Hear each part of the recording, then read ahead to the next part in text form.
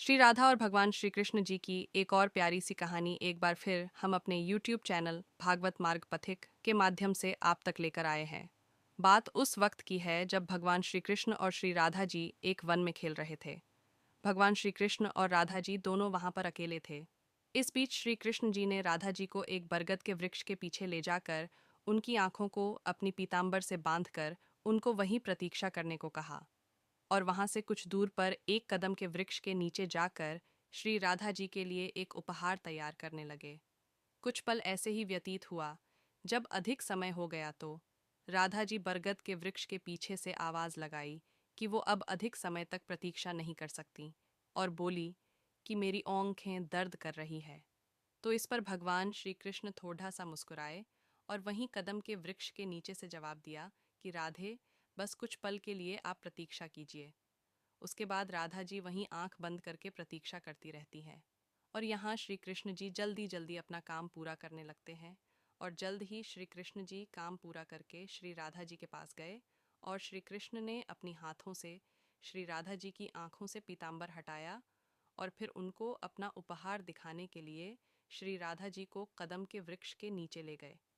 वहां पर पहुंचकर राधा जी वो खूबसूरत उपहार देखकर बहुत प्रसन्न हुई।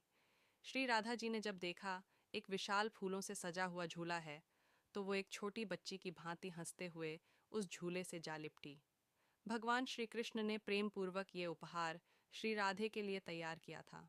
फिर राधा जी उस झूले पर बैठकर श्री कृष्ण जी से बोलती है, कान्हा पीछे से झूले को धक्का लगा दो।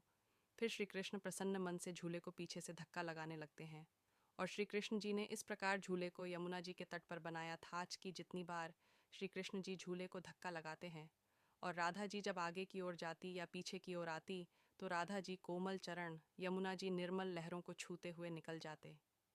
ऐसे ही कुछ वक्त चलता रहा।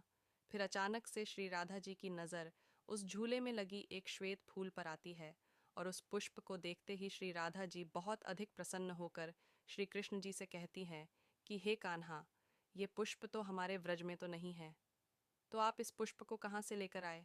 इस बात भगवान श्री कृष्ण मुस्कुराते हुए बोले कि मैं ये त्रेता युग से लाया था। त्रेता युग? ये सुनकर राधा जी को आश्चर्य हुआ और फिर पूछी कि त्रेता युग से कैसे। फिर श्री कृष्ण जी ने झूला रोककर और राधा जी के बगल में जाकर बैठ गए और फिर श्री कृष्ण प्रेम के आंसू अपने आंखों में लिए राधा जी को बताते हैं कि हाँ राधे, त्रेता युग से लाया हूँ। जब मैंने पहली बार तुम्हें देखा था तो तुम पुष्प वाटिका में थी।